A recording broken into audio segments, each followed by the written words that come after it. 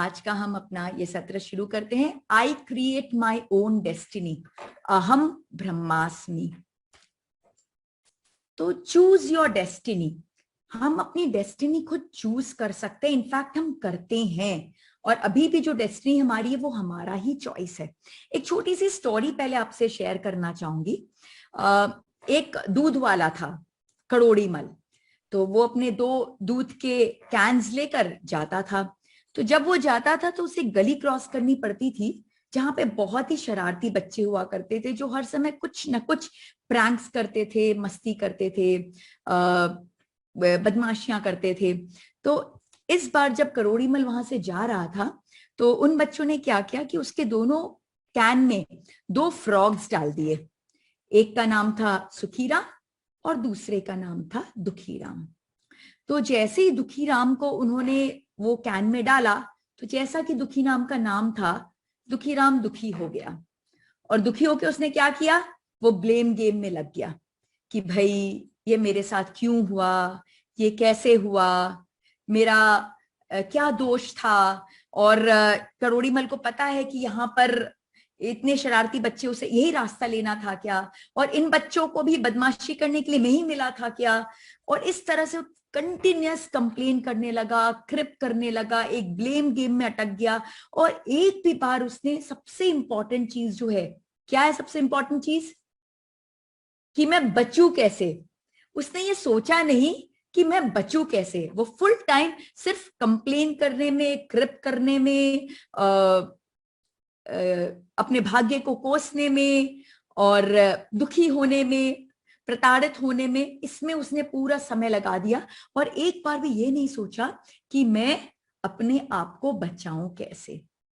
और बस ऐसे ही दुखी होते होते, कंप्लेन करते करते वो डूबने लग गया। और जितना वो डूब रहा था उसकी कंप्लेन और बढ़ती गई, जितना वो डूबता गया उसकी ब्लेम और बढ़ती गई। और इसी तरह से भाग्य को कोसते कोसते वो डूब गया और मर गया।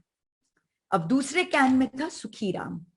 तो सुखीराम, जैसा कि उसका नाम है, वो सुखीराम है, हर हाल में खुश, सत्यचित आनंद की अवस्था में रहता है। जैसी भी परिस्थिति हो, उसकी अंतरात्मा की स्थिति एक ही होती है, वो है सत्यचित आनंद।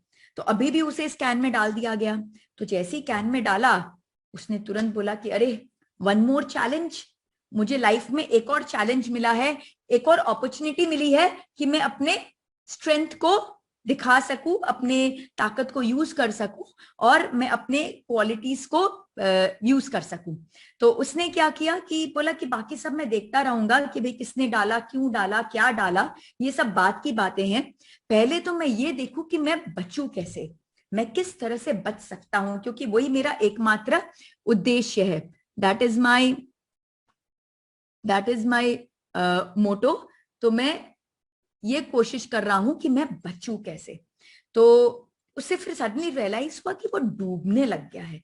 तो जैसे ही वो डूबने लगा, तो वो स्विमिंग करना चालू किया कि भाई चलो, डूबने से तो अपने को बचाऊं, स्विम करता हूं। और फिर स्विम जैसे वो करता गया, उसने पाया कि वो जो दूध है धीरे धीरे गाढ़ा होता गया, दूध गाढ़ा होता गया। और जैसे जैसे वो और स्विम करता गया, दूध और ज्यादा से ज्यादा गाढ़ा होता गया। एंड वो रियलाइज किया कि जितना वो स्विम कर रहा है, दूध और गाढ़ा हो रहा है, उसे और इजी होता जा रहा है।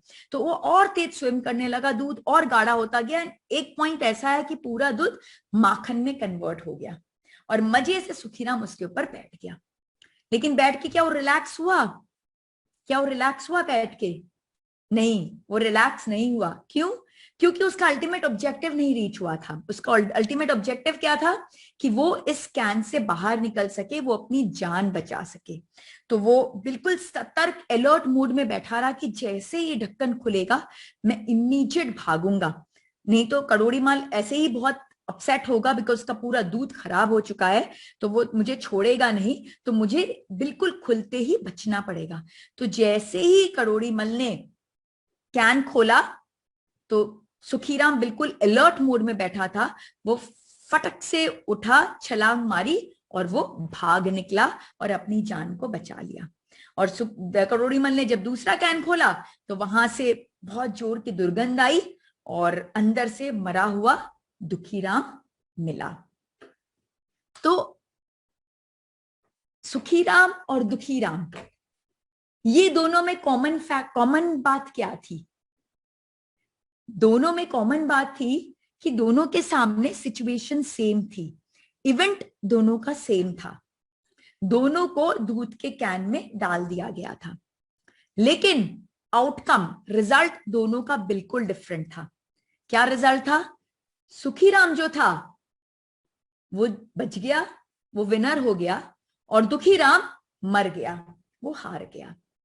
तो इवेंट सेम था, लेकिन आउटकम, जो उस पूरे एपिसोड का जो रिजल्ट था वो डिफरेंट था। तो क्यों? तो क्या कारण था जिससे ये उनका रिजल्ट डिफरेंट आया?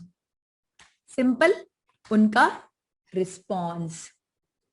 जो दुखीराम का रिस्पॉन्स था वो कंप्लेन का था, वो ब्लेम का था, वो मिजरी का था, वो सफरिंग्स का था, और वो कंप्लेन और ब्लेम करते करते मर गया। लेकिन वहीं जो सुखीराम का रिस्पॉन्स था वो क्रिएट करने का था कि मैं कैसे बचूं। वो फोकस था, सिर्फ एक सिंगल माइंडेड, उसका एक एजेंडा था कि मुझे बचना है, ये लाइफ मेरी है और मुझे बचना है। तो इवेंट दोनों के सामने सेम थे, लेकिन रिस्पॉन्स दोनों का डिफरेंट था, और वही डिफरेंट रिस्पॉन्स से दोनों का आउटकम डिफरेंट हुआ।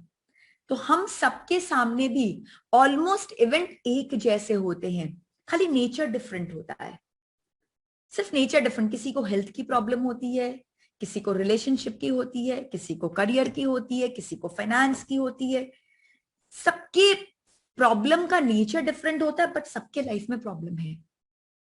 लेकिन ये प्रॉब्लम के होते हुए भी कई लोग बहुत सक्सेसफुल, बहुत हैप्पी, बहुत ब्लिसफुल जीवन जीते हैं, और कई लोग लाइफ में फेलियर हो जाते हैं, और इस हद तक फेलियर हो जाते हैं कि वो सुसाइड अटेम्प्ट्स भी कर लेते हैं। तो कारण क्या है? तो it is not the event that causes misery and sufferings, but how we respond towards it.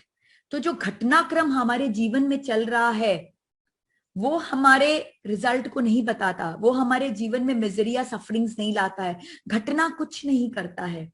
हम उस घटना के प्रति क्या रिस्पॉन्स लाते हैं, हम उस घटना के प्रति किस तरह का रिएक्शन लाते हैं, किस तरह का एक्शन लाते हैं, वो हमारा सारा आउटकम डिसाइड करता है। तो जो अल्टीमेट इक्वेशन है हमारा लाइफ का वो है E+R=O, event plus response is equal to outcome. Event plus response is equal to outcome. कोई भी घटनाक्रम को हम कैसे रिस्पॉन्स करेंगे उसी से ही हमारा आउटकम डिसाइडेड होगा। लेकिन प्रॉब्लम क्या हमारे लाइफ में? प्रॉब्लम है हमेशा हम इसी बात में फंसे रहते हैं, वाई मी, मेरे साथ ही क्यों, मैं तो इतना अच्छा हूं, मैं अपने जीवन में सबके लिए कितना अच्छा करता हूं, कभी मैंने किसी के लिए कुछ खराब सोचा ही नहीं, पता नहीं भगवान मेरे साथ ही पार्शियलिटी क्यों करते हैं, उसको देखो वो तो कभी कुछ अच्छा करता ही नहीं है, ना कोई सेवा के काम करता है, ना कुछ भी करता है, फिर भी उसकी हमेशा बढ़ोतरी होती रहती है, मेरे ही जीवन में हमेशा सारी प्रॉब्लम्स क्यों आती है, वाई मी। हम हमेशा इस वाई मी में उलझे रहते हैं, और इस उलझन के कारण हम क्या करते हैं, इस वाई नी के उलझन के कारण हम अपना रिमोट कंट्रोल जो है वो किसी दूसरे के हाथ में पकड़ा देते हैं। हम इस ब्लेम गेम में इस कदर फंसे रहते हैं कि हमारा जो रिमोट कंट्रोल है, हमारी जो ड्राइविंग सीट है, हम किसी और को दे देते हैं, हम अपनी लाइफ का पूरा कंट्रोल छोड़ देते हैं, हम अपनी लाइफ की रिस्पॉन्सिबिलिटी ही नहीं लेते। दुखीराम ने क्या किया, पूरा अपना कंट्रोल छोड़ दिया करोड़ीमल के ऊपर, उन बच्चों के ऊपर, भाग्य के ऊपर, भगवान के ऊपर, अपना पूरा कंट्रोल उसने छोड़ दिया। और सुखीराम ने क्या किया, उसने सारा कंट्रोल अपने हाथ में रखा कि देखूंगा किसने किया, क्यों किया, क्या किया, और मेरे साथ ही क्यों किया, सब देखता रहूंगा, या नहीं भी देखा क्या फर्क पड़ता है, बट इंपॉर्टेंट क्या है, मैं बचूं कैसे। तो सुखीराम ने सारा कंट्रोल अपने हाथ में रखा, उसके जीवन का रिमोट कंट्रोल उसके हाथ में था, वो अंत तक अपने कंट्रोल को छोड़ा नहीं, अपने स्टीयरिंग व्हील को छोड़ा नहीं और सक्सेसफुल होके निकला। तो ऐसा ही हमारा जीवन है। हम एक्चुअल में अहम ब्रह्मास्मि हैं, अपने भाग्य के विधाता हम खुद ही हैं। जितना भी घटनाक्रम हमारे जीवन में चल रहा है वो सबके रचयिता हम खुद ही हैं। हमने जब लाइफ आफ्टर डेथ का सेशन किया था 10 दिन की अंतर यात्रा में, तब उसमें हमने इसको बहुत डिटेल में डिस्कस किया था, इवन मेडिटेट भी किया था। आप मेरे YouTube चैनल में उसका वीडियो देख सकते हैं और उसे और गहराई में समझ सकते हैं कि किस तरह से हम अपने भाग्य को खुद ही क्रिएट करते हैं। कोई और नहीं बैठा है चित्रगुप्त जो हमारा भाग्य लिख रहा है। हम उस एस्ट्रल वर्ल्ड में खुद बैठते हैं अपने हायर लेवल सोल्स के सामने, अपने रिव्यू प्रोसेस होने के बाद जब हम डिसीजन लेते हैं कि वापस इस अर्थ में जाएंगे री इनकारनेट होने के लिए, फिर से जन्म लेंगे, तो सबसे पहले हम क्या करते हैं, हम अपने लाइफ के गोल्स को डिसाइड करते हैं कि इस बार जो मैं इस पृथ्वी पे जा रहा हूं तो मेरे पृथ्वी पे जाने का क्या क्या एजेंडा होगा, मेरा क्या क्या लक्ष्य होगा, मेरे क्या क्या गोल्स होंगे और इन गोल्स की पूर्ति मैं कैसे करूंगा। और इन गोल्स की पूर्ति करने के लिए सर्वश्रेष्ठ परिवार मेरे लिए कौन सा है, सर्वश्रेष्ठ माता कौन सी है, सर्वश्रेष्ठ पिता कौन से। हम खुद अपने माता पिता अपने परिवार का चयन करते हैं और एक एक घटनाक्रम हम खुद बैठ के लिखते हैं। हम स्वयं ही चित्रगुप्त हैं, हम खुद अपने एक एक घटनाक्रम को लिखते हैं। बस अंतर ये रहता है कि उस समय निर्गुण निराकार की अवस्था में हम रहते हैं। तो जब हम अपना लाइफ स्क्रिप्ट लिख रहे होते हैं तब हम ये नहीं दिखते कि इस स्क्रिप्ट से मुझे खुशी मिलेगी कि दुख मिलेगा, प्रताड़ना मिलेगी कि प्रशंसा मिलेगी, क्या मिलेगा ये हम नहीं देखते। हम वो घटनाक्रम सिर्फ और सिर्फ इसी उद्देश्य से लिखते हैं जिससे हमारा ग्रोथ हो सके, हमारी स्पिरिचुअल अवेकनिंग हो सके, हमने जीवन में जो लक्ष्य लिया है, जो गोल्स लिया है, वो गोल्स की पूर्ति हो सके। हम सिर्फ और सिर्फ उसी उद्देश्य से अपने जीवन का घटनाक्रम लिखते हैं। लेकिन प्रॉब्लम क्या होती है, प्रॉब्लम ये होती है कि जैसे ही हम इस संसार में आते हैं हम सोल कॉन्शियसनेस से बॉडी कॉन्शियसनेस में आ जाते हैं, आत्मबोध से शरीर बोध में आ जाते हैं। माया हमें अपने गिरफ्त में ले लेती है और हम भूल जाते हैं कि हमारा क्या एजेंडा था, क्या गोल्स थे, किस पर्पस के कारण मैंने लाइफ स्क्रिप्ट लिखा। और जब जब एक एक घटनाक्रम हमारे सामने खुलता जाता है और हमें कष्ट होता है तो क्या होता है, हम क्या करते हैं, वाई मी, मेरे साथ ही क्यों। बट वाई मी तो मैंने खुद ने क्रिएट किया था, ये तो मेरी खुद की क्रिएशन है। और किस लिए क्रिएशन थी, ताकि मैं कुछ सीख सकूं। सुखी राम और दुखी राम दोनों ने क्रिएट किया था कि हमें मिल्क कैन में डाला जाए ताकि हम उस विषम परिस्थिति में हम सीखे कि कैसे हम अपने आप को बचा सके। तब तप कर सोना बनता है। जब तक हम लाइफ में स्ट्रगल नहीं करेंगे, जब तक हम लाइफ में डिफिकल्ट सिचुएशंस में नहीं आएंगे, जब तक हम लाइफ में तपेंगे नहीं, तब तक हम सोना नहीं बनेंगे, तब तक हमारी क्वालिटीज हमारे अंदर से बाहर नहीं आएगी। हमारा जो अंदर में जो हमारा जो स्ट्रेंथ है, जो क्वालिटीज है, वो सब जो छुपी हुई है वो प्रकट नहीं होगी। हमें तपना ही पड़ेगा और ये तपने के लिए हमने सारी घटना की रचना की है। लेकिन प्रॉब्लम है, हम आते हैं, भूल जाते हैं, और भूल जाते हैं तो हम क्या करते हैं, ब्लेम गेम में अटक जाते हैं। इसने किया, उसने किया, भाग्य ने किया, भगवान ने किया, पार्शियलिटी की, मेरे साथ ही क्यों, why me why me why me. हम इसी में ही अटक के अपना पूरा जीवन वेस्ट कर देते हैं। बट हमें हर क्षण इस बात को याद रखना चाहिए कि हम ही अपने भाग्य के विधाता हैं, हम ही अपने लाइफ के स्क्रिप्ट राइटर हैं। कहानीकार अपने जीवन के हम खुद ही हैं। कहानीकार क्या, जीवन के डायरेक्टर भी हम खुद हैं, जीवन के एक्टर भी हम खुद हैं। सब कुछ, ये जो पूरी जीवन की मूवी हमारी चल रही है, ये जीवन एक मूवी तो है, एक मूवी तो है। हम एस्ट्रल वर्ल्ड से इस धरती पर ये मूवी को करने के लिए तो आए, ये नाटक खेलने के लिए तो आए हैं। हम सब इस रंगमंच के पात्र हैं जो अपना अपना रोल प्ले कर रहे हैं। और क्यों रोल प्ले कर रहे हैं, अपने ग्रोथ के लिए, ताकि हम सब लर्निंग कर सके, तप सके, और तप तप के सोना बन सके। बट हम भूल जाते हैं और माया के वशीभूत आके हम बिल्कुल अलग डायरेक्शन में चले जाते हैं। जहां हमें ये सारी सिचुएशन से सीखना चाहिए, वहीं हम घुटने टेक देते हैं और हार मानने लग जाते हैं। तो हमें ये जानना है कि जो स्क्रिप्ट है वो भी किसकी आउटकम है। ये जो स्क्रिप्ट हमने लिखा है कि हमें ये सीखना है, ये स्क्रिप्ट भी आउटकम है हमारे कर्मों की। ये हमारे ही कर्म थे। अब आप बोलोगे कि भाई ये स्क्रिप्ट ही क्यों, ये स्क्रिप्ट लिखने की क्या जरूरत थी, और कोई स्क्रिप्ट नहीं हो सकता था क्या? नहीं हो सकता था, क्योंकि ये स्क्रिप्ट भी हमारी ही देन है, ये स्क्रिप्ट भी हमारे कर्मों से ही निकला है। हमने जो इतने सारे कर्म इकट्ठे किए हैं, जब से आत्मा की जर्नी शुरू हुई, आत्मा ने अपनी इस जर्नी को स्टार्ट किया, पता नहीं कितनी सारी योनियों में हम भटक चुके हैं, कितनी बार जन्म लिए हैं, कितनी बार मरे हैं, और हर जीवन में कितने कर्मों को हमने संचय किया है। और यही कर्मों की निर्जरा करने के लिए हमने इस स्क्रिप्ट की रचना की है, इस कहानी की रचना की है, इस उद्देश्य से कि जब हम इस कहानी में आगे बढ़ेंगे तो हम अपने आप को इंप्रूव कर सकेंगे, हम और सीख सकेंगे। तो कर्म क्या है?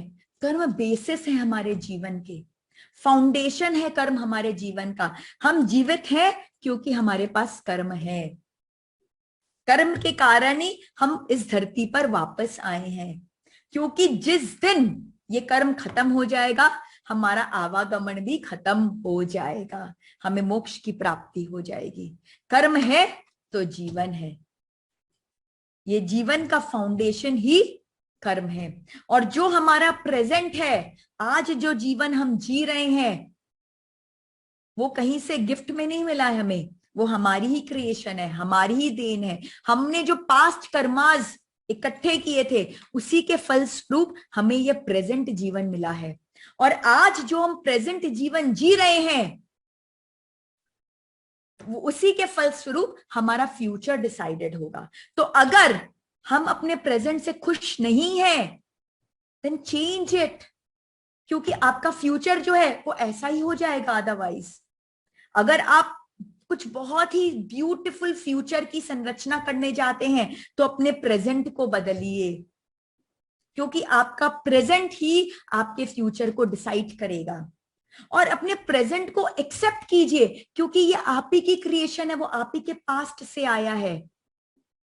आप जो लाइफ स्क्रिप्ट जी रहे हो, जो घटनाक्रम आपके जीवन में बार बार आ रही है, वो घटनाक्रम आप ही की देन है, आप ही की कर्मों से निकली है।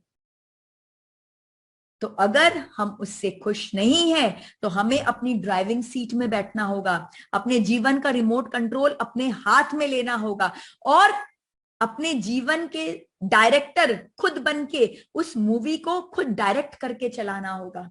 हम अगर किसी और के हाथ में दे देंगे, तो हमारा जीवन जिस तरह का हम चाहते हैं वैसा नहीं होगा, जैसा कोई और चाहता है वैसा हमारा जीवन हो जाएगा। तो कर्म हमारे जीवन में सबसे बड़ा रोल प्ले करते हैं, कर्म ही आधार है हमारे जीवन का, और कर्म ही हमारे साथ जाते हैं हर जीवन में। हम और कुछ नहीं लेके जाते, न कपड़ा लेके जाते, न मकान लेके जाते, न शोहरत लेके जाते, न इज्जत लेके जाते, न रुपया लेके जाते। हम इस धरती से कुछ नहीं लेके जाते, सब कुछ यहीं का यहीं धरा रह जाता है। सिर्फ एक चीज हम अपने साथ लेके जाते हैं, वो है हमारे कर्म। हमारे जो 3 शरीर है, मनोमय, ज्ञानमय और आनंदमय कोश, ये 3 शरीर हमारे कर्मों को अपने साथ लेके जाती है, और हर जन्म में वो कर्म वापस लेके आती है। और जिस प्रकार का हमारा कर्म होता है, उसी प्रकार का हमारा जीवन होता है। तो अब से आप ये बोलना बंद कर दीजिए, वाई मी, बोलना बंद कर दीजिए, क्योंकि ये तो आप ही की क्रिएशन है। अगर आप खुश नहीं है तो बदलिए, तो बदलिए। तो अब हम कर्मों को और डिटेल में समझेंगे, क्योंकि अगर हम बदलना चाहते हैं तो कैसे बदलें। और जो लोग स्पिरिचुअल कॉन्शियसनेस में रहते हैं, सोल कॉन्शियसनेस में रहते हैं, हमेशा उस डिवाइन एनर्जी के साथ जुड़े रहते हैं, हर क्षण हर पल उनका जीवन हर क्षण हर पल बदलता जाता है। उनकी लाइफ स्क्रिप्ट फिक्स नहीं रहती, उनकी लाइफ स्क्रिप्ट फिक्स नहीं रहती, उनकी लाइफ स्क्रिप्ट बदलती जाती है। जिस तरह का वो कर्म करते जाते हैं उसके बेसिस में उनकी लाइफ स्क्रिप्ट बदलती जाती है। तो अगर हम अपने लाइफ स्क्रिप्ट को बदलना चाहते हैं, अगर हम अपने जीवन से खुश नहीं हैं, तो हमें कर्मों को और समझना पड़ेगा गहराई में, और जानना होगा कि किस तरह से हम अपने जीवन को और बेहतर बना सकें। तो कर्म किस प्रकार के होते हैं? तो सबसे पहले मैं आपको यह बताना चाहूंगी कि हम जो हैं वो इस धरती में एक योद्धा के समान हैं। हम योद्धा हैं जो अपनी लाइफ के युद्ध में इस रणभूमि में आया है अपनी लाइफ स्क्रिप्ट को लड़ने के लिए। तो जैसे कि एक योद्धा होता है तो उसके पास क्या होते हैं, कई प्रकार के उसके पास में बाण होते हैं, तीर होती है, एरोज होता है, जो उसने कई कई फाइट्स में और जगह जगह से उसने इकट्ठा किया होता है, संचित किया होता है। और जब वो योद्धा रणभूमि में जाता है फाइट करने के लिए, तो वो क्या करता है, अपनी एक रणनीति बनाता है। जैसा उसका ओपोनेंट है जिससे उसे लड़ाई करनी है, उसके हिसाब से वो एक रणनीति बनाता है, और वो रणनीति के हिसाब से उसे जो जो तीर की आवश्यकता होगी वो सारे तीर अपनी कलेक्शन से वो निकालता है और निकाल के अपने तरकश में डाल देता है, और फिर वो रणभूमि में आता है। और जब वो रणभूमि में आता है, उसके सामने उसका ओपोनेंट खड़ा है जिससे उसे लड़ाई करनी है, युद्ध करना है, तो वो अपना तीर एक सिलेक्ट करता है, एक तीर को एक्टिवेट करता है, उसे प्रत्यंचा पे चढ़ाता है और छोड़ देता है। और जब वो तीर छोड़ता है तो सामने वाला उसे छोड़ेगा क्या? नहीं। तो जो उसका ओपोनेंट है वो भी उसके ऊपर एक तीर छोड़ता है, और इस तरह से तीर का आदान प्रदान होता है। तो हमारे जो कर्म है वो इसी प्रकार के हैं। सबसे पहले हमारा जो कर्म है वो है संचित कर्म या एक्यूमुलेटेड कर्म। वो कर्म जो हमने जन्म जन्मांतर से, जब से इस आत्मा की जर्नी शुरू हुई तब से हमने उसे इकट्ठा किया है, संचय किया है, वो है हमारे संचित कर्म। एक योद्धा का तीर का कलेक्शन, वो है हमारे संचित कर्म। फिर आता है प्रारब्ध। अब ये संचित कर्म में से हम कुछ कर्मों को चुनते हैं अपने लाइफ स्क्रिप्ट के हिसाब से, कि इस जीवन में ये मेरे गोल्स हैं, ये मेरे एजेंडाज हैं, और ये एजेंडा को पूर्ति करने के लिए मुझे ये कर्मों की आवश्यकता होगी। तो हम क्या करते हैं, वो संचित कर्म में से कुछ कर्म को हम चूज कर लेते हैं प्रारब्ध के रूप में। तो वो क्या हो गए, तरकश में जो योद्धा अपने तीर को सिलेक्ट करके डालता है, तो तरकश में जो तीर है वो है हमारे प्रारब्ध कर्म। और फिर आते क्रियायमान कर्म और एक्शनेबल कर्मास इन प्रेजेंट। तो वो कौन से कर्म है, जो हमने प्रत्यंचा पे चढ़ा दी है। अब जब हम अपने लाइफ के डे टू डे चीजों को हैंडल कर रहे हैं तो हम अपने कर्मों को एक्टिवेट करते जाते हैं, तो वो कर्म हमारे प्रत्यंचा पे चढ़ जाते हैं। और एक बार वो कर्म जब प्रत्यंचा पे चढ़ जाते हैं और उससे जब हम भेदते हैं तो क्या होता है, नए कर्मों की क्रिएशन होती है, जो होते आगामी कर्म और एक्शनेबल कर्मास इन फ्यूचर। तो एक योद्धा के पास जिस तरह से तीर का कलेक्शन है, वैसे हमारे पास संचित कर्मों का कलेक्शन है। और उन संचित कर्मों के कलेक्शन में से हम क्या करते हैं, इस जन्म के लिए जो जो कर्मों की आवश्यकता है उसे सेलेक्ट करते हैं, वो हो गए हमारे प्रारब्ध। और अब प्रारब्ध लेकर हम इस जीवन में आ गए, और इस जीवन को जीने के लिए हमें जो कर्मों की आवश्यकता हो रही है, जिसे हम एक्टिवेट कर रहे हैं, क्रियायमान कर रहे हैं, वो हो गए क्रियायमान कर्म। लेकिन कर्म हमेशा कॉज एंड इफेक्ट करता है, कर्म कभी खाली नहीं जाता। कर्म एक बीज के समान है जो असंख्य बीजों को पैदा करता है। तो जब हम एक कर्म को, एक क्रियायमान कर्म को एक्टिवेट करते हैं तो एक या अनेक आगामी कर्म क्रिएट हो जाते हैं। तो ये हमारे 4 प्रकार के कर्म हुए। अब इन कर्मों को हम हैंडल कैसे करें? कर्म तो जान के क्या होगा, वेरी गुड, बहुत अच्छा, ये हमारे सब कर्म है, लेकिन अब करें क्या हम इस कर्म का? है ये हमारे साथ में, अब करें क्या? तो संचित और प्रारब्ध कर्म, इनको हैंडल करना, इनको डिसॉल्व करना, इनका प्रारब्ध करना बहुत इजी है। इन्हें बिना भोगे हम इनका शमन कर सकते हैं आराम से। और कैसे करेंगे उसके बारे में मैं आगे डिस्कस करूंगी आपसे कि क्या क्या तरीके हैं जिनसे हम कर्मों का नाश कर सकते हैं, कर्मों की निर्जरा कर सकते हैं। हम गहरे ध्यान में जाके, मंत्रोच्चारण करके, सेवा भाव करके, सत्कर्म करके, बहुत अच्छे अच्छे कर्म करके हम संचित और प्रारब्ध को बिना भोगे खत्म कर सकते हैं। इनफैक्ट अगर हमारे जीवन में गुरु है, हम पर गुरु कृपा है, तो गुरु तो शक्तिपात करके कितने करोड़ कर्म, हमारे कोड़ा कोड़ी कर्म का नाश हमारे कर भी देते, हमें पता तक नहीं चलता। तो संचित और प्रारब्ध कर्म हम अगर जब सतो मार्ग में चलते हैं तो उनका शमन होता जाता है। लेकिन क्रियायमान कर्म जो है उसे हमें समझना बहुत जरूरी है, क्योंकि वही वो कर्म है जो हमारे जीवन में करंटली हमें सफरिंग्स दे रहा है। हमारे जीवन में जो तकलीफें आ रही है वो हमें क्रियायमान कर्म ही दे रहा है। जब प्रारब्ध एक्टिवेट होके क्रियायमान हो गया तो वो हमारे जीवन में सारी सफरिंग्स हमें हमारे जीवन में क्रिएट कर रहा है। तो योद्धा जब प्रत्यंचा पे अपनी तीर को चढ़ा देता है तब उसके पास ऑप्शन नहीं रहता कि वो उस तीर को ना छोड़े। सिमिलरली जब प्रारब्ध कर्म क्रियायमान बन जाते हैं तब हमें उन्हें भोगना ही पड़ता है। बिना भोगे हम उसका नाश नहीं कर सकते, हमें भोगना ही पड़ेगा। लेकिन यहां पे कैच है।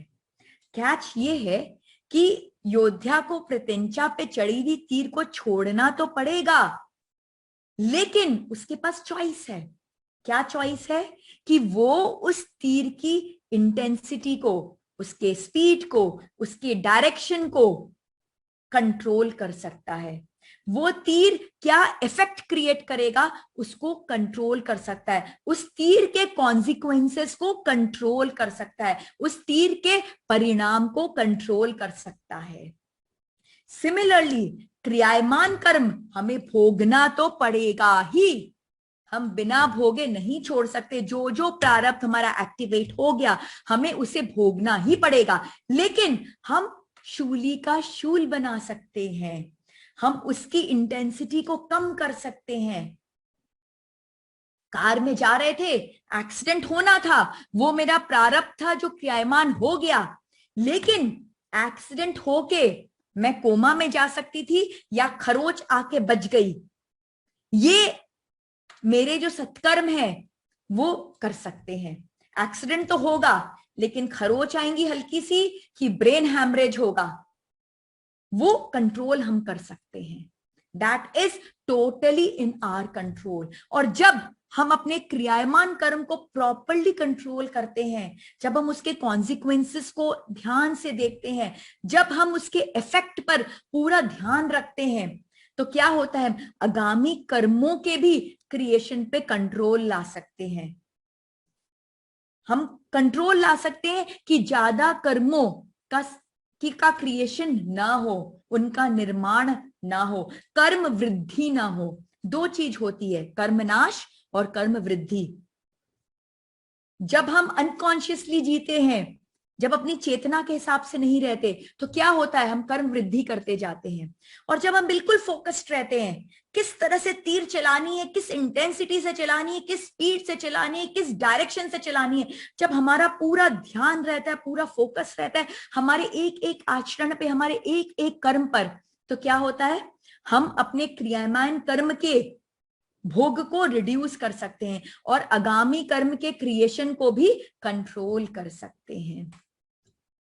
तो हमारा टारगेट क्या है? हमारा टारगेट है लिमिट द कॉन्सिक्वेंसेस ऑफ क्रियायमान कर्म एंड अवॉइड क्रिएशन ऑफ आगामी कर्म। हमें क्रियायमान कर्म के इफेक्ट को कम करना है और आगामी कर्म का जो क्रिएशन है उसे भी रोकना है, तभी हम इस कर्म बंधन से बच सकेंगे। क्योंकि प्रॉब्लम क्या हो रही है हमारी, हमने जो जन्म लिया, क्यों जन्म लिया, इतना बड़ा स्क्रिप्ट लिखा, क्यों लिखा, ताकि हम कर्मों का नाश कर सके।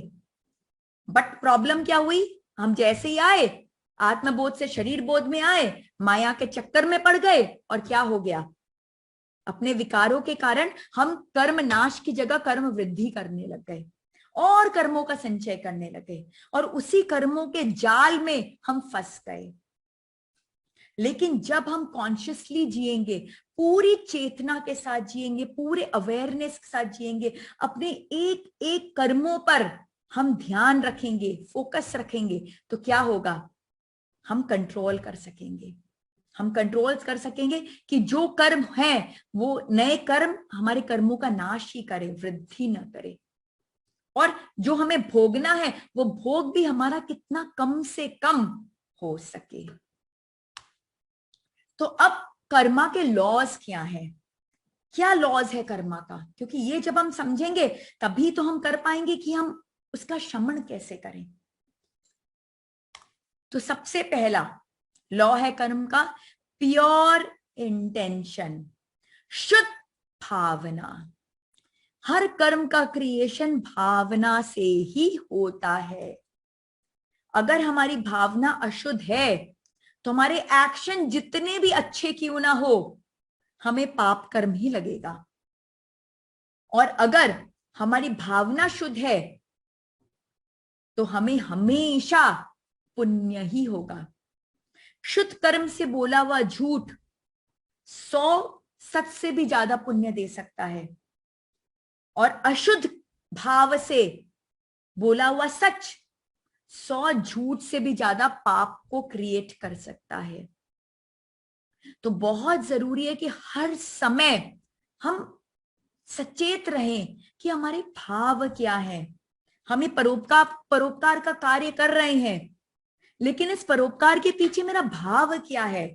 मेरा भाव है कि इससे मुझे कुछ बेनिफिट मिल जाए, मेरा कुछ फायदा हो जाए, या किसी और का कुछ नुकसान हो जाए। हम किस भाव के साथ क्या कार्य कर रहे हैं, वही हमारे कर्मों को डिसाइड करता है। शुद्ध भावना ये बेसिस है कर्म का। तो अगर आप चाहते हैं कि आपके कर्म की वृद्धि ना हो, कर्म का नाश हो, तो हर समय हर क्षण आप अपनी भावना को चेक करते जाइए कि अगर आपने किसी से बात की तो वो बात करने के पीछे आपका उद्देश्य क्या था, आपके भाव क्या थे। किसी को डांटा तो भाव क्या थे, किसी को प्यार किया तो भाव क्या थे। अशुद्ध भाव से भी प्यार हो सकता है और शुद्ध भाव से भी डांटा जा सकता है। तो हमारे हर एक्शन के पीछे हमारे भाव को हमें टटोलना बहुत जरूरी है। दूसरा, कर्म हर लेवल पे क्रिएट होते हैं, थॉट के लेवल पे, इमोशन के लेवल पे और एक्शन के लेवल पे। हर लेवल पे कर्मों का क्रिएशन होता है। तो जो सोच हमारे अंदर आ रही है वो सोच भी कर्म को क्रिएट कर रही है। और अगर हम उस सोच के साथ इमोशंस को डाल देंगे तो वो कर्म और भी ज्यादा गहरे हो जाएंगे। और जब हम उस सोच के साथ इमोशंस और इमोशंस के साथ हम एक्शन कर देंगे तो वो कर्म बहुत ज्यादा गहरे हो जाएंगे। तो कर्म जो है वो हर लेवल पर हो रहा है, थॉट के लेवल पे, इमोशन के लेवल पे और एक्शन के लेवल पे। तो इसलिए हमें बहुत जागरूक रहना है कि हमारे थॉट में भी क्या चल रहा है। हम बहुत हद तक अपने एक्शन को तो कंट्रोल कर लेते हैं, लेकिन इमोशन को कंट्रोल करना डिफिकल्ट जाता है, और उससे भी डिफिकल्ट जाता है हमारे थॉट्स को कंट्रोल करना, क्योंकि वो हमारे कंट्रोल में ही नहीं रहता। किसी ने कभी 10 साल पहले मेरी निंदा की थी, मुझे कुछ खराब बोला था, कुछ अपशब्द बोले थे, बट वो थॉट मेरे अंदर में रह गया। वो एक्शन तो 10 साल पहले खत्म हो गया। उसने जिसने मेरी निंदा की उसको जो कर्म लगने थे उसको कर्म लग गए, लेकिन मैं हर रोज उस कर्म को रिलिव कर रही हूं और नए कर्म क्रिएट कर रही हूं अपने थॉट और इमोशन के लेवल पे। हर रोज जब मैं उस इंसान को देखती हूं मुझे वो निंदा याद आती है, और निंदा याद आती है तो एक्शन में भले मैं कुछ ना करूं, बट मेरे थॉट और इमोशन के लेवल पे मैं एवरी डे उस कर्म को, जो कर्म खत्म हो चुका और जिसने किया उसके लिए भी खत्म हो चुका, बट मैं अपने लिए रोज क्रिएट कर रही हूं। तो आप जागरूक होइए कि ऐसे कितने कर्म आप क्रिएट कर रहे हो, थॉट के लेवल पे, इमोशन के लेवल पे और एक्शन के लेवल पे। हमें हर लेवल पर सचेत रहना बहुत जरूरी है। तीसरा, जैसा कि मैंने बताया, कॉज एंड इफेक्ट। हर कर्म बीज है अनेकानेक नए कर्मों का। हर क्रियामान कर्म आगामी कर्म को जन्म देता है। तो हमें हमेशा इस बात का ध्यान रहना है, सचेत रहना है कि हमारे क्रियामान कर्म कैसे हो रहे हैं, ताकि हम आगामी कर्म को कंट्रोल कर सके, उसका शमन कर सके।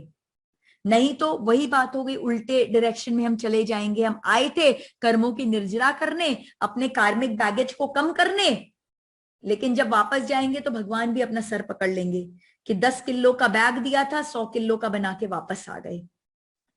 तो इसलिए हमें ध्यान देना है कि हम अपने कर्मों को कैसे कंट्रोल कर सके। चौथा, कर्म मल्टीप्लाई करते हैं समय के साथ। यानी कि कोई कर्म हुआ, मैंने आज किसी से कुछ गलत व्यवहार कर लिया, तो गलत व्यवहार, इंसान है, गलती हो गई। लेकिन अगर हम इमीडिएट उसके लिए फॉरगिवनेस मांग लेते हैं या उस एक्शन को हम करेक्ट कर लेते हैं, थॉट, इमोशन और एक्शन तीनों के लेवल पे अगर हम चीजों को करेक्ट कर लेते हैं तो हमें बहुत छोटा सा कर्म लगता है, बहुत हल्का कर्म लगता है। लेकिन जैसे जैसे समय बीतता जाता है वो लॉ ऑफ इंटरेस्ट एप्लीकेबल हो जाता है कर्म में भी।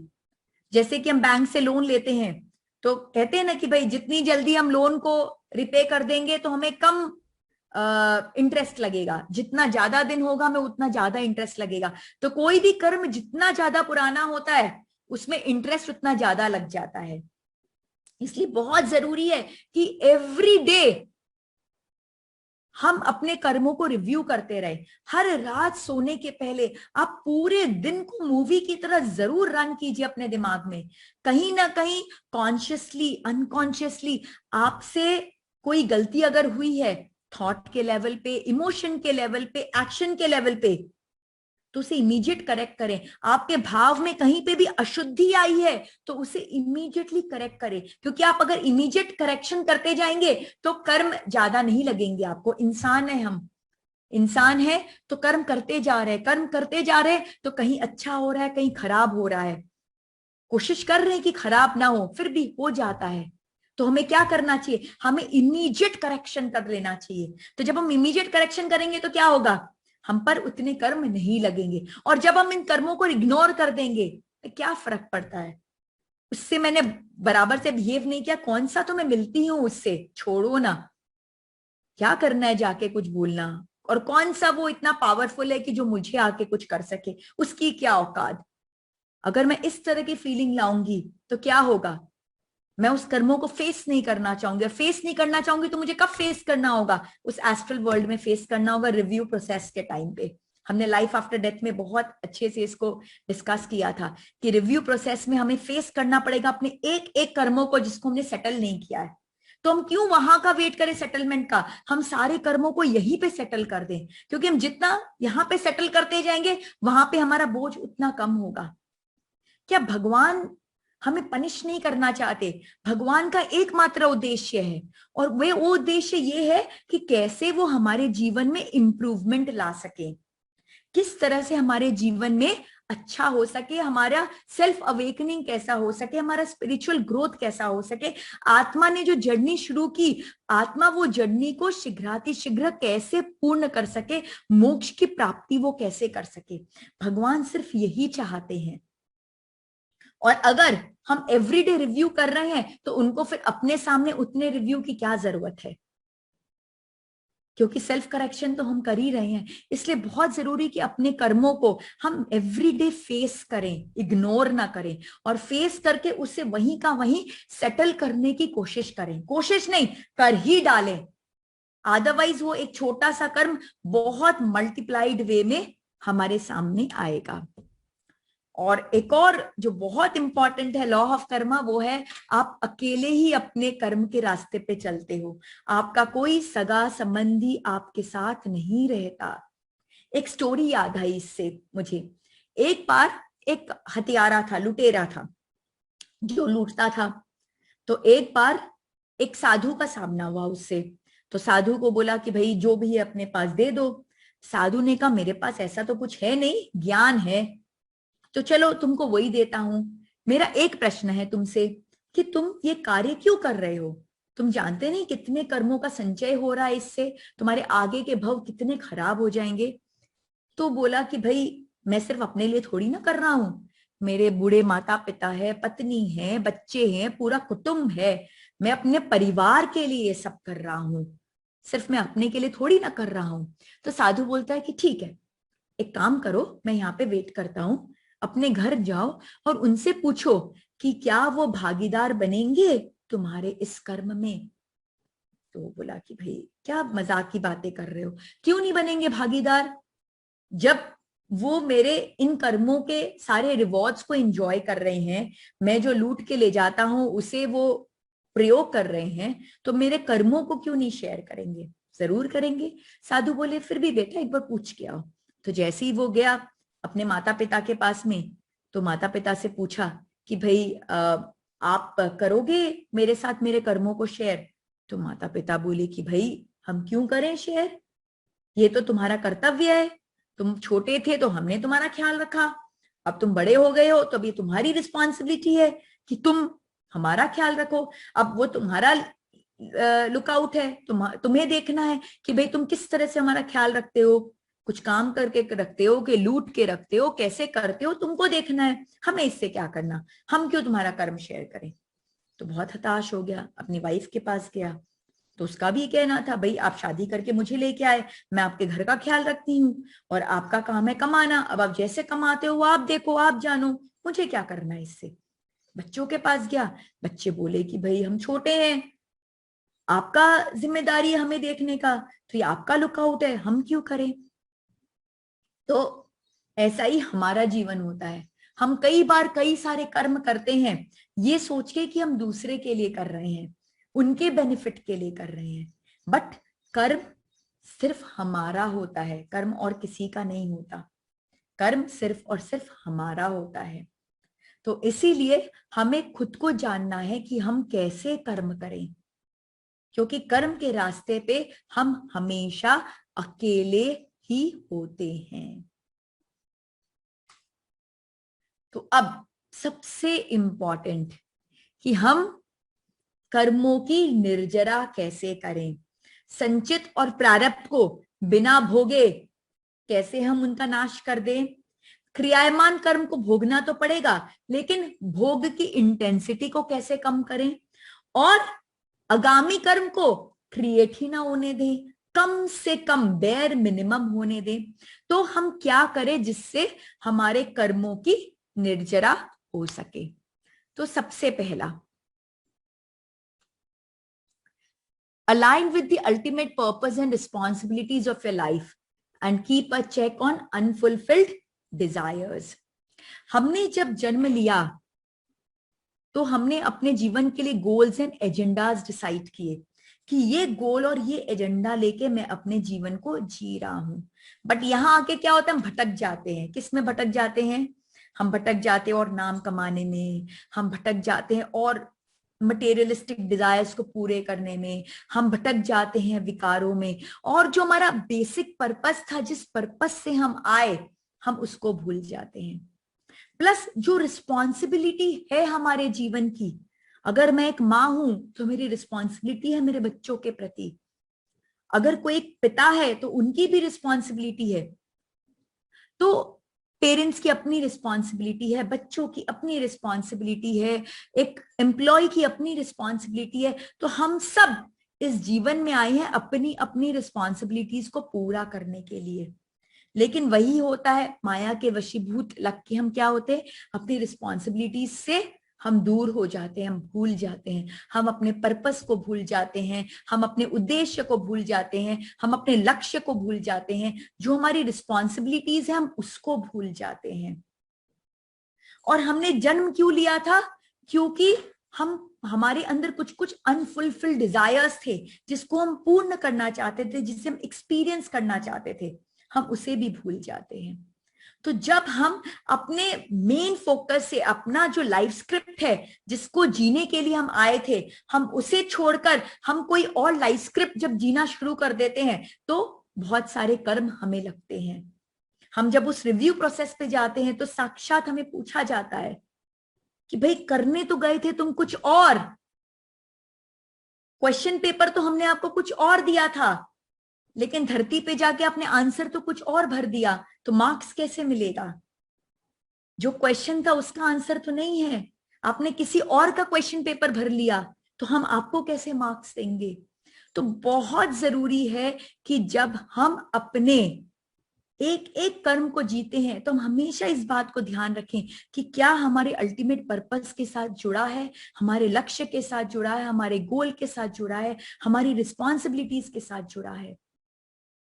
और सबसे इंपॉर्टेंट बात यह है कि कर्मों की निर्जरा करने के लिए हमें कोई हिमालय पे जाने की आवश्यकता नहीं है। जरूरी नहीं है कि हमें संन्यास ही लेना पड़े तभी कर्मों की निर्जरा होगी। हाँ, संन्यास जब लेंगे तब अलग वे में हमारे डीप कर्मों की निर्जरा होंगी, वो बात एक अलग है। लेकिन अभी हम गृहस्थ में हैं, और गृहस्थ में कर्मों की निर्जरा बहुत फास्ट होती है, फास्टेस्ट होती है, क्योंकि आप बहुत टफ कंडीशन में रहते हो। अपने गृहस्थ को संभालते संभालते आप अपने कर्मों का ध्यान देते हो। बहुत चैलेंजिंग जॉब है ये, और गृहस्थ में आप अपने कर्मों की का शमन, कर्मों की निर्जरा सबसे अच्छे से कर सकते हो। तो इसलिए बहुत जरूरी है ये जानना कि हमें संन्यास लेने की जरूरत नहीं, हम इस गृहस्थ में रह कर भी अपने कर्मों की निर्जरा कर सकते हैं। जो हम अपना 24 घंटा बिता रहे हैं, हर क्षण हर पल योगस्थ कुरु कर्माणि, योग की स्थिति में रहकर हम अपने कर्मों का शमन कर सकते हैं, कर्म वृद्धि को रोक सकते हैं। जरूरी नहीं है कि कर्मों की निर्जरा करने के लिए हमें एकांत में एक कोने में बैठ के हम सिर्फ सामायिक करें, साधना करें, तभी कर्मों की निर्जरा होगी। हाँ, तब तो होगी, वो तो होगी ही, लेकिन 24 घंटे हम कैसा जी रहे हैं वो भी बहुत डिसाइड करेगा कि हमारे कर्मों की निर्जरा कैसी हो रही है, हमारे कर्मों का शमन हो रहा है, कर्मों का नाश हो रहा है, कि कर्मों की वृद्धि हो रही है। तो इसीलिए कर्म योग बहुत इंपॉर्टेंट है। क्या है कर्म योग? कर्म योग है हम जो कर्मों को जीने आए उसको हम जिए। कैसे जिए? कंप्लीट डिटैचमेंट के साथ में। कर्मण्यवाधिकारस्तु मां फलेषु कदाचन, कर्म करते जाएं लेकिन फल की चिंता ना करें।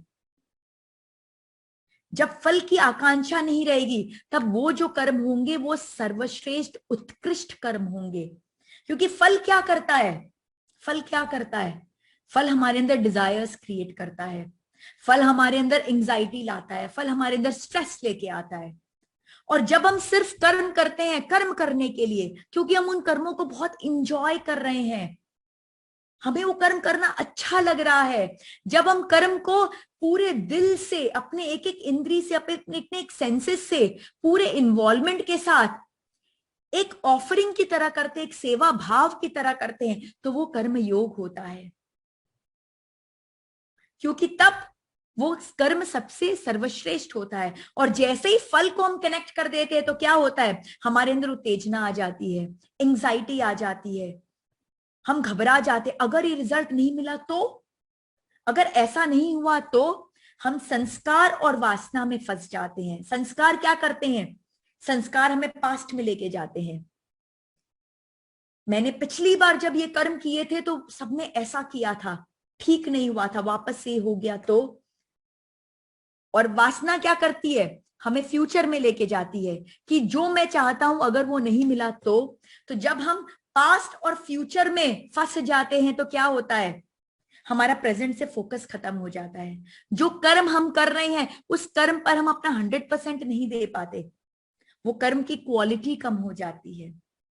और वहीं जब हम पास्ट और फ्यूचर को रिजेक्ट करके सिर्फ प्रेजेंट पे फोकस रखते हैं तो कर्म सर्वश्रेष्ठ होता है, और सर्वश्रेष्ठ कर्म ऑटोमेटिकली सर्वश्रेष्ठ रिजल्ट देगा ही देगा। अगर एक बीज बहुत हाई क्वालिटी का है तो उसके फल जो है वो बहुत हाई क्वालिटी के होंगे ही होंगे, फल बदल ही नहीं सकते। बीज डिसाइड करेगा कि उसका फल का क्वालिटी क्या होगा। तो अगर आप बीज बेस्ट डालोगे तो फल बेस्ट होगा। तो इसलिए हम जो भी कर्म करें पूरे दिन सर्वश्रेष्ठ कर्म करें, सर्वश्रेष्ठ, at the level of thought, at the level of emotion, at the level of action.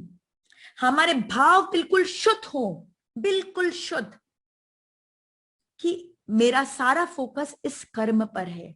और जब हम इस तरह का कर्म करते हैं तो वो कर्म ड्यूटी नहीं होती है, वो कर्म सेवा बन जाती है, वो कर्म सेवा बन जाती है। और जब हम अपनी लाइफ की सारी रिस्पॉन्सिबिलिटीज को इस सेवा भाव से जब हम निभाते हैं तो क्या होता है, कर्मों की निर्जरा होती है।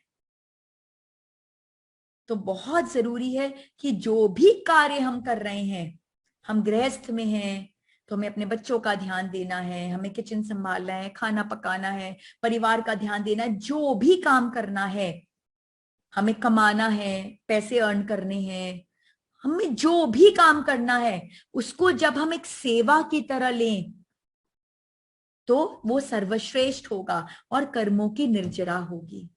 तब हम थॉट, इमोशन और एक्शन के लेवल पर बिल्कुल शुद्ध भावना के साथ काम कर सकेंगे। फिर दूसरा, भक्ति योग। भक्ति योग यानी संपूर्ण समर्पण। किसके प्रति? भगवान के प्रति, जिसने हमें क्रिएट किया। हमारे क्रिएटर के प्रति हमारा संपूर्ण समर्पण, ये है भक्ति योग।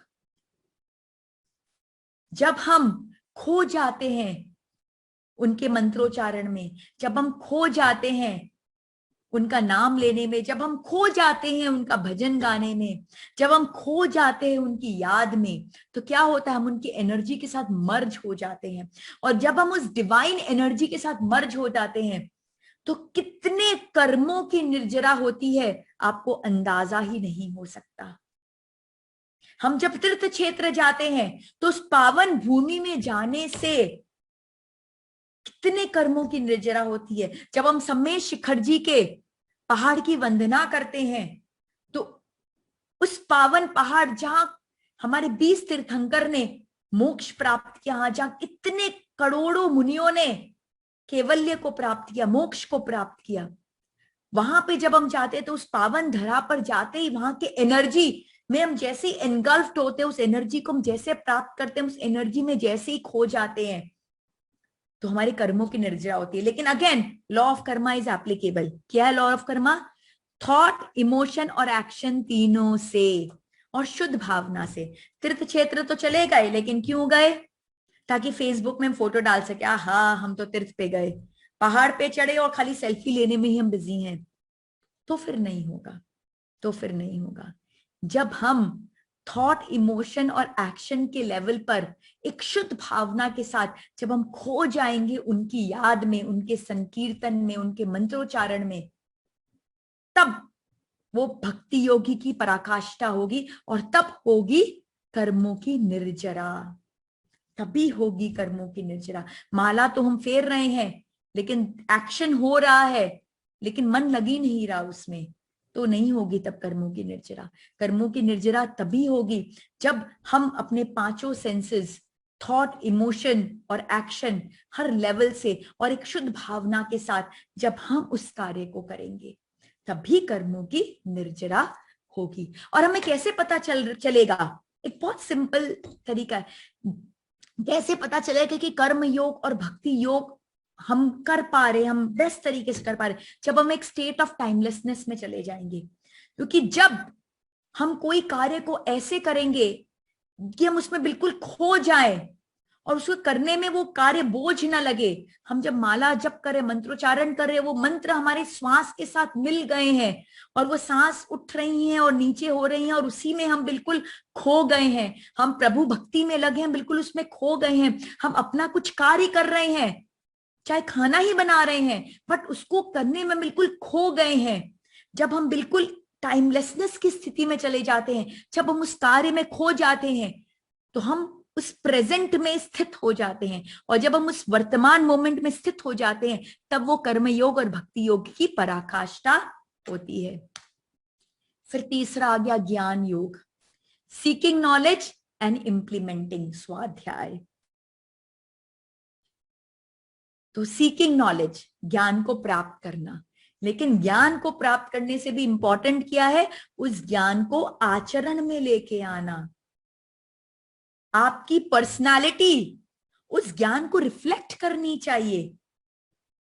2 घंटा का लेक्चर देकर तो मैं अपने ज्ञान का बहुत प्रदर्शन दे सकती हूं, लेकिन 2 मिनट कोई मुझसे सिर्फ मिलकर अगर मेरे आचरण से मेरे ज्ञान को फील कर सके, तो वो ज्ञान योग है, तो वो सही मायने में ज्ञान योग है। सारा ज्ञान हमारे आचरण में आना चाहिए, और वही हम कर रहे हैं। जो व्हाट्सएप ग्रुप के बारे में मैंने आपको बताया था, तो हम उसी को अचीव करने की कोशिश करें कि जो ज्ञान हम प्राप्त किए उसको अपने जीवन में इंप्लीमेंट करें, क्योंकि जब हम उसे जीवन में इंप्लीमेंट करेंगे तो वही स्वाध्याय होगा, वही ज्ञान योग होगा, और उसी से हमारे कर्मों की निर्जरा होगी। सिर्फ ज्ञान प्राप्त करने से कोई निर्जरा नहीं होगी, सिर्फ अहंकार ही बढ़ेगा।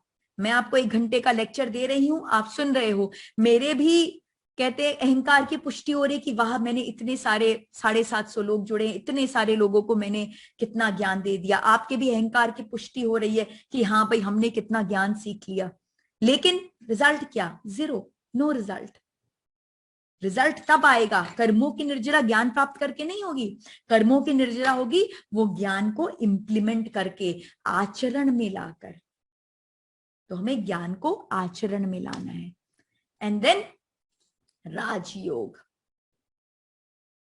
राजयोग क्या है? राजयोग एक डिसिप्लिन्ड 8 स्टेप अप्रोच है। पहला क्या है उसमें? यम। यम यानी जो मुझे नहीं चाहिए, जितने भी विकार हैं हमें उसे त्यागना है। नियम, दूसरा स्टेप है नियम। नियम क्या हुआ?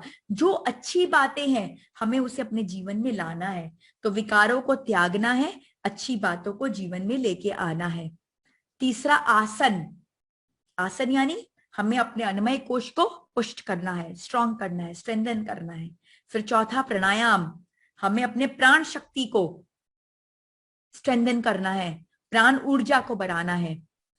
फिर प्राणायाम के बाद 5वां स्टेप है प्रत्याहार, क्योंकि जब प्राणायाम हम करेंगे हमारी प्राण शक्ति बढ़ेगी, प्राण शक्ति जब बढ़ेगी तो हमारा कंट्रोल बढ़ेगा हमारे सेंसेस के ऊपर। तो हमारे जो 5 सेंसेस है, जो हमारी 5 ज्ञानेंद्रियां हैं, क्या है 5 ज्ञानेंद्रियां? आंख, नाक, टंग, हमारी जीवा, हमारे कान और हमारा स्किन। ये है हमारी 5 इंद्रियां जो हमेशा बाहर की तरफ भटकती रहती है, और जितना बाहर भटकती है, जितनी बहिर्मुखी बनती है, उतना कर्म हमारे बढ़ते जाते हैं। तो हमें क्या करना है? इन्हें इन्वर्ट करना है। तो किससे होगा वो? प्रत्याहार से। प्रत्याहार से हम अपने सेंसेस को इन्वर्ट कर पाएंगे। और फिर जब प्रत्याहार होगा तो क्या होगी? धारणा। हम संकल्प शक्ति लेंगे कि यस, हमें ये अचीव करना है, हमें ब्रह्म मुहूर्त में उठना है, हमें 6 बजे तक खाना फिनिश कर लेना है, हमें 9 बजे 10 बजे तक सो जाना है, हमें फॉरगिवनेस करना है, हमें चक्रा ध्यान करना है। हम जो भी अपने टारगेट्स लेते हैं, हम उस संकल्प को लेके पक्के रहेंगे। और जब ध्यान गहरा होगा, तब जब धारणा गहरी होगी तो वो क्या फॉर्म लेगा? ध्यान का फॉर्म लेगा। और जब ध्यान अपने उच्च स्तर पर जाएगा तो वो समाधि हो जाएगा, और समाधि की अवस्था एकाकार की अवस्था है, मोक्ष की अवस्था है। तो इस तरह से हम 8 स्टेप अप्रोच से, राजयोग से साधना के मार्ग पर बढ़ के। साधना क्या है? साधना मतलब अपने आप को साधना, अपने आप को तपाना। तो ये डिसिप्लिन्ड वे में हम अपने आप को जब तपाएंगे, एवरीडे गोल सेट करेंगे, टारगेट सेट करेंगे, उसे अचीव करेंगे, अचीव करके खुश होंगे और फिर और टफर गोल सेट करेंगे। इस तरह से जब हम अपने आप को तपाते जाएंगे, साधना के मार्ग में हम आगे बढ़ते जाएंगे, तो हम कर्मों की निर्जरा करेंगे। और जब हम ध्यान की गहरी अवस्था में जब हम उतरते हैं, एकदम गहरी अवस्था में, तो उस ज्ञान की गहरी अवस्था में इतने करोड़ों कर्म की निर्जरा होती है कि मैं आपको बता ही नहीं सकती। हमें तो लग रहा है हम आंख बंद करके बैठे हैं, अपने श्वास पे फोकस कर रहे हैं, मंत्र पर फोकस कर रहे हैं। बट जब हम वो करते हैं तो हम अपनी अंतरात्मा से कनेक्ट होते हैं, और जब हम उनसे कनेक्ट होते हैं तो हम अपने कर्मों की निर्जरा कर पाते हैं। तो ये डिसिप्लिन्ड 8 स्टेप अप्रोच साधना, ये हुआ राजयोग।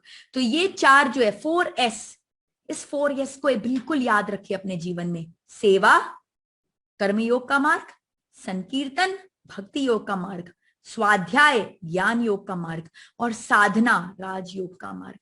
ये 4 सेवा संकीर्तन स्वाध्याय और साधना जब हम अपने जीवन में लेके आते हैं तो हमारे कर्मों की निर्जरा स्वतः हो जाती है। संचित और प्रारब्ध तो कैसे खत्म होते हैं हमें खुद को पता नहीं चलता, और क्रियामान कर्म भी अपनी इंटेंसिटी को रिड्यूस करते जाते हैं, और नए कर्मों का संचय, आगामी कर्म जो है वो हमारे कम हो जाते हैं, नहीं बनते उतने। तो इस तरह से हम अपने कर्मों पे पूरा कंट्रोल ला सकते हैं, कर्मों की निर्जरा कर सकते हैं। लेकिन ये सब करने पे बार बार लॉज ऑफ कर्मा को हमें हमेशा याद रखना होगा। क्या है laws of karma? Pure intention, शुद्ध भाव। मैं चाहूंगी आप सब ना उस स्क्रीन का एक स्क्रीनशॉट ले लो प्लीज, लॉज ऑफ कर्मा का ले लीजिए आप स्क्रीनशॉट, बहुत जरूरी है। क्योंकि बार बार आपको रिमाइंडर देना, अपने आप को टटोलते रहना अपने भाव को, मेरे भाव कैसे हैं, मेरे भाव कैसे हैं, मेरे भाव कैसे हैं। हर समय हमें अपने भाव को चेक करते जाना है कि भाव में अशुद्धि तो नहीं। फिर अपने थॉट को चेक करना है, अपने इमोशन को चेक करना है, अपने एक्शन को चेक करना है। हमें ये जानना है कि हर कर्म नए कर्म को पैदा करेगा, तो मेरे कर्म ऐसे हो कि नए कर्म पैदा ना हो। हमें ये जानना है कि ये कर्म को अगर हमें इग्नोर कर दिया तो वो बहुत भीषण प्रचंड रूप लेके हमारे सामने आएगा, तो हमें उसे प्रचंड होने से रोकना है, हम उसे वहीं के वहीं हमें उसे खत्म करना है। और हमें ये जानना है कि कर्म के रास्ते पे हम अकेले चढ़ रहे हैं, बिल्कुल अकेले हैं हम इस रास्ते में, कोई हमारे साथ नहीं है, ना हमारे माता पिता, ना बच्चे, ना पत्नी, ना पति, कोई भी हमारे साथ नहीं है, हम अकेले हैं इस मार्ग पे। तो हमें ये कर्म के लॉस को बहुत अच्छे से जानना है। जब हम इस लॉस को हमेशा अपने दिमाग में रखेंगे तब हम कर्मों की निर्जरा को अचीव कर पाएंगे। और इस 4S को बिल्कुल ध्यान रखिए, सेवा संकीर्तन स्वाध्याय साधना। जो मार्ग आपको ज्यादा अच्छा लगता है उसे ज्यादा फॉलो कीजिए, लेकिन चारों का कॉम्बिनेशन रखिए अपने जीवन में। हम गृहस्थ हैं तो सेवा तो होनी ही होनी है, क्योंकि हमारा जीवन का बहुत बड़ा भाग जो होता है वो हमारी रिस्पॉन्सिबिलिटीज को पूरा करने में जाता है, तो सेवा तो हमें करनी ही पड़ती है। संकीर्तन भगवान को याद करना, उन्हें धन्यवाद देना, उनके प्रति ग्रैटिट्यूड रखना, ज्ञान पाना, उसे आचरण में उतारना, और साधना अपने आप को तपाना, ध्यान की गहरी अवस्था में जाना। तो ये 4S आपको कर्मों की निर्जरा में हेल्प करेंगे। और ये करने के टाइम हमें हमेशा ध्यान रखना है कि हम अपने पर्पस के अलोंग चल रहे हैं कि पर्पस के अगेंस्ट जा रहे हैं। हमारे जीवन का उद्देश्य क्या था, हम अपने जीवन के उद्देश्य पर खड़े उतर रहे हैं कि नहीं उतर रहे हैं। और जब हम ये कर रहे हैं तो हमें क्या करना है, रोज अपनी एक सेल्फ ऑडिट करनी है, रोज अपनी एक सेल्फ ऑडिट करनी है कि डेली रिव्यू और क्लेंजिंग ऑफ कर्मास। हमें रोज, जैसा कि मैंने कहा, रात्रि में सोने के पहले हमें अपने पूरे दिन को ध्यान देना है और अपने हर भाव को टटोलना है, हर थॉट को देखना है, हर इमोशन को देखना है, हर एक्शन को देखना है। बहुत अपने कर्मों पर बहुत सचेत रहना है। हम अपने कैसे अपने फाइनेंस पे सचेत रहते हैं, रुपया कहीं इन्वेस्ट करते हैं तो हमेशा चेक करते रहते हैं, भाई कितना ग्रोथ हुआ, भाई उतना % नहीं रिटर्न मिल रहा है, कहीं और इन्वेस्ट करो। कहीं कुछ काम करते तो कितना खर्चा हुआ, हम ऑडिट करते हैं, हम हर समय अपनी फाइनेंसेस की, अपनी चीजों की ऑडिट करते रहते हैं। तो हम अपने कर्मों की ऑडिट क्यों नहीं करते? एवरी डे हमें अपने कर्मों की ऑडिट करनी चाहिए, क्योंकि जब हम वो करेंगे तभी हम ब्रह्मास्मि हो सकेंगे। हर क्षण हम अपने लाइफ स्क्रिप्ट को बदल सकेंगे। हम एक लाइफ स्क्रिप्ट को लेके आए, वो भी लाइफ स्क्रिप्ट अहम ब्रह्मास्मि ही था, हमने ही लिखा था। और अब जब हम यहाँ आए हैं और हमारी आत्मा ग्रोथ कर रही है, हम स्पिरिचुअलिटी के मार्ग में आगे बढ़ रहे हैं, आत्मा बोध हमारा बढ़ रहा है, तो हम उस लाइफ स्क्रिप्ट से क्यों खुश रहें सिर्फ? उसमें और इंप्रूवमेंट लेके आए, उससे और बेटर बनाए, और जो घटनाक्रम हमारे सामने आ रहा है उससे हताश ना हो, क्योंकि वो घटनाक्रम क्यों है, उस घटनाक्रम का उद्देश्य है सिर्फ और सिर्फ हमारा ग्रोथ, सिर्फ और सिर्फ हमारा आत्म कल्याण। क्योंकि आपको हर बार एक चीज को जानना बहुत जरूरी है, ये जर्नी इस शरीर की जर्नी नहीं है, ये जर्नी आत्मा की जर्नी है। जिस क्षण आप इस बात को अपने अंदर इंटरनलाइज कर लोगे, आपको लाइफ की आपकी बहुत सारी प्रॉब्लम सॉल्व होगी, बहुत क्लैरिटी ऑफ माइंड आएगा, आपके बहुत सारे डिसीजन मेकिंग क्लियर हो जाएंगे। क्योंकि आप हर समय क्या देखोगे, कुछ भी आपके सामने, कोई भी प्रलोभन आया, कुछ भी आया, आप देखोगे कि कौन सा मार्ग है, ये शरीर का मार्ग है कि आत्मा का मार्ग है। शरीर का मार्ग शॉर्ट टर्म बेनिफिट देगा आपको, आत्मा का मार्ग आपको लॉन्ग टर्म बेनिफिट देगा, आपको हमेशा अच्छा रिजल्ट देगा। शरीर का मार्ग में भी अभी अच्छा लगे, बाद में जाके आपको खराब ही करेगा, बट आत्मा का मार्ग हमेशा आपके लिए श्रेयकर रहेगा। तो आपको ये जानना, कुछ भी सिचुएशन आपके लाइफ में आपके सामने आती है, आप बस यही करो, ये देखो कि ये मेरी शरीर के लिए बेनिफिशियल है कि मेरे आत्मा के लिए बेनिफिशियल है। मैं यही करती हूँ और मुझे कोई प्रॉब्लम नहीं होती अपनी लाइफ में कोई भी डिसीजंस लेने में। उसमें शॉर्ट टर्म अगर कोई तकलीफ भी आती है तो भी मैं एक्सेप्ट करती हूँ। क्यों करती हूँ? बिकॉज मुझे मालूम है कि दिस इज शॉर्ट टर्म, ये सिर्फ इस शरीर के लिए, और वो भी मोमेंटरी है, और वो भी बिकॉज मैं सतो मार्ग पे चल रही हूँ, मैं करेक्ट मार्ग पे चल रही हूँ, वो भी करेक्ट होगा। इस शरीर को भी ज्यादा दिन तकलीफ नहीं रहेगी, ये तो मेरा प्रारब्ध क्रियामान हो गया, इससे छोटी सी तकलीफ आई है, बट मैं अपने क्रियामान को कंट्रोल कर रही हूं, तो वो तकलीफ भी बहुत शॉर्ट लिव्ड है, ज्यादा बड़ी नहीं है। तो इसलिए हमेशा आत्मबोध में जिए, हमेशा जब आप जितने आत्मबोध में जिएंगे, आप उतने अहम ब्रह्मास्मि हो सकेंगे, आप उतने ज्यादा अपने भाग्य के विधाता बन सकेंगे। तो अब creating life of your dreams, जो हमारा आज का टॉपिक था, कि कैसे हम ऐसा जीवन बना सके जो हमारा स्वप्न तुल्य हो, जो हम चाहते हैं, जिस तरह का चाहते हैं, आप बिल्कुल बना सकते हैं वैसा जीवन, क्योंकि पूरा आपके कंट्रोल में है। क्योंकि ये किससे गाइडेड है? हमारा पूरा जीवन गाइडेड है हमारे कर्मों के द्वारा। तो अगर हम कर्मों को बराबर से हैंडल कर लिए तो हमारा जीवन अपने आप हैंडल हो जाएगा। तो सबसे पहले आपको जो स्टेप नंबर 1 करना है वो take 100% responsibility of your life. जो भी घटनाक्रम आपके जीवन का है, अच्छा बुरा, उसकी आप फुल रिस्पॉन्सिबिलिटी लीजिए कि ये मेरा लाइफ है, ये मेरा घटनाक्रम है, ये मेरी लाइफ स्क्रिप्ट है, ये मेरा जीवन है, और ये मेरी रिस्पॉन्सिबिलिटी है। क्योंकि जैसे हम अपनी रिस्पॉन्सिबिलिटी लेते हैं, हम क्या करते हैं, हम उसे सुधारने की चेष्टा करते हैं, और जैसे हम वो रिस्पॉन्सिबिलिटी को किसी और को दे देते हैं तो क्या होता है, हम ब्लेम गेम में आ जाते हैं, हम दुखी राम बन जाते हैं। हमें अपनी लाइफ की 100% रिस्पॉन्सिबिलिटी लेना, हमें सुखी राम बनना है, और फिर हमें फुल क्लैरिटी रखनी है। मेरे गुरुजी हमेशा कहते हैं, तुम चाहते क्या हो।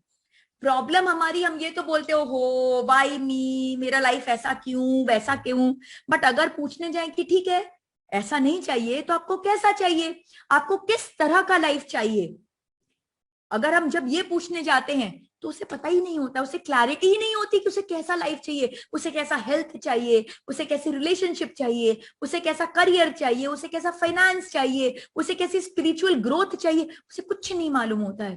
तो बहुत जरूरी है कि हमें फुल क्लैरिटी हो कि हम अपने लाइफ में चाहते क्या हैं, और फिर उस फुल क्लैरिटी के साथ एक बर्निंग डिजायर हो हमारे अंदर में उसे अचीव करने का, कि मुझे जैसे सुखी राम को एक बर्निंग डिजायर था, मुझे तो बचना ही है, बचना ही है। तब वो दूध मक्खन भी बन गया तो भी वो शांत नहीं बैठा, क्योंकि उसका बर्निंग डिजायर क्या था, बचने का था। अहंकार की पुष्टि नहीं थी, अहंकार की पुष्टि होती तो क्या होता था, वो वहां बैठ के फिर खुश होता, हा देखो मैं तो डूबा नहीं। लेकिन उसका अल्टीमेट ऑब्जेक्टिव क्या था, अल्टीमेट ऑब्जेक्टिव था कि मैं बचूं, मैं बचूं। तो वो burning desire and pure intent, शुद्ध भावना। शुद्ध भावना तो मैं चाहूंगी आप कि जो जो इंपॉर्टेंट प्लेसेस है हर जगह लिख दीजिए, प्योर इंटेंट, प्योर इंटेंट, शुद्ध भावना, शुद्ध भावना। हर समय अपने दिमाग में ये शुद्ध भावना आपके बचते जाना चाहिए। कुछ भी काम करें चेक करिए शुद्ध भावना है कि नहीं, शुद्ध भावना है कि नहीं, क्योंकि यही कर्म का बीजारोपण करती है, शुद्ध भावना। और फिर सेट स्मार्ट गोल्स, हमने गोल सेटिंग किया था अपने अंतर यात्रा के 10वें दिन, उसका वीडियो अपलोडेड है यूट्यूब में, आप देख सकते हैं। तो हमने 1 घंटे का सेशन लिया था गोल सेटिंग पे। तो हमें क्या करना है, एक बार जब हमने लाइफ की रिस्पॉन्सिबिलिटी ली और जब हमें पूरी क्लैरिटी है, पूरा डिजायर है और हमारे शुद्ध भावना है, तो हमें क्या करना चाहिए, गोल सेटिंग करनी चाहिए कि हम क्या अचीव करना चाहते हैं। अगर मैं अच्छा हेल्थ अचीव करना चाहती हूं तो कैसा। अब स्मार्ट गोल्स क्या होते हैं, specific, very very specific. Health चाहिए तो कैसा हेल्थ चाहिए कि भाई मेरा वेट जो है वो 60 केजीज होना चाहिए, प्रॉपर मेजरेबल होना चाहिए। अब वो 60 केजीज पाने के लिए मेरे एक्शन प्लान क्या होना चाहिए कि भाई मुझे रोज 1 घंटा वॉक करना है, मुझे प्राणायाम करनी है, मुझे खाने की क्वांटिटी को इतना करना है, मुझे इतने बजे तक भोजन कर लेना है। फिर आर रियलिस्टिक कि भाई ये रियलिस्टिक है कि नहीं है, और टी टाइम बाउंड, कितने समय के अंदर मुझे गोल को अचीव करना है। अदरवाइज ये लाइफ बीत जाएगी, अगली लाइफ भी बीत जाएगी, उसके बाद की लाइफ भी बीत जाएगी, बट हमारे गोल्स कभी अचीव नहीं होंगे। तो ये स्मार्ट गोल्स हमें अपने सेट करने हैं। और ये स्मार्ट गोल सेट करके हमें क्या करना है, हमें न्यूरल पाथवेज क्रिएट करना है। इसकी भी बहुत डिटेल डिस्कशन हमने किया था अपने मनोमय कोश के सेशन में, वो भी वीडियो अपलोडेड है, आप देख सकते हैं। मैं चाहूंगी आप जरूर से देखो। हमें अपने न्यूरल पाथवेज को क्रिएट करना है अपने माइंड में। कैसे क्रिएट करना है, विजुअलाइज करके, एफर्मेशंस के द्वारा। क्योंकि जब हम वो न्यूरल पाथवेज क्रिएट करेंगे तो जब करने जाएंगे तो वो बहुत फास्टर होगा, बहुत बेटर होगा, हम ज्यादा जल्दी अपने रिजल्ट्स को अचीव कर पाएंगे। और फिर ये गोल सेटिंग हमने कर लिया, न्यूरल पाथवेज क्रिएट कर लिया हमने विजुअलाइजेशन के द्वारा, एफर्मेशंस के द्वारा। फिर हमें क्या करना है, हमें उसका एक्शन लेना है और अपने गोल्स को अपने दिनचर्या में डालना है। ये सबसे इंपॉर्टेंट स्टेप है। हम जितनी भी बेस्ट गोल सेटिंग क्यों ना कर ले दुनिया की, वो किताबी ही रह जाएगी, वो हमारे किताबों को ही शोभा देगी, जब तक वो दिनचर्या के साथ कनेक्टेड नहीं हो। दिनचर्या के साथ कनेक्ट होना बहुत जरूरी है, क्योंकि तभी हम उसको लिव कर पाएंगे, तभी हम उसे जी पाएंगे। और फिर हमें उसे रिव्यू करना है और अपने गोल्स को कंटिन्यूअसली इंप्रूव करते जाना है। शांत नहीं बैठना, एक गोल अचीव हुआ फिर दूसरा गोल, दूसरा अचीव हुआ तीसरा गोल। क्योंकि लाइफ हमारा इंप्रूव करने के लिए तो हम इस लाइफ में आए हैं, हमने इस जीवन को लिया है, इस शरीर को धारण किया है, ताकि हम अपने गोल्स को अचीव कर सके। हम जो पर्पस से निकले थे, वो आत्मा जो एस्ट्रल वर्ल्ड से इस दुनिया में आई है, उसको वो अचीव कर सके। और इस पूरे प्रोसेस को हमें क्या करना है, एंजॉय करना है, खुश होना है। ये पूरा प्रोसेस बहुत इंजॉयबल है। कहीं पे भी अगर ये बोझ बन रहा है तो you are going wrong somewhere, कहीं ना कहीं कुछ गड़बड़ है पूरे प्रोसेस में। क्योंकि पूरा प्रोसेस आपको आनंद देगा, सत्यचित आनंद की अवस्था में लेके जाएगा। और अगर ये आपको टेंशन दे रहा है, अगर आपको प्रॉब्लम्स हो रही है, तो कहीं ना कहीं कुछ मिस्टेक हो रहा है। We should enjoy the process. और जब हम इस तरह से करेंगे, then we will be able to create the life of our dreams. तो what are you waiting for? Take charge of your life and move on. अपने लाइफ को अपने कंट्रोल में लीजिए, अपने हाथ में लीजिए, सुखी राम बनिए और आगे बढ़िए। क्योंकि आप खुद ही अपने भाग्य के विधाता हैं। हर क्षण आप अपने भाग्य को खुद लिखते जा रहे हैं। अहम ब्रह्मास्मि।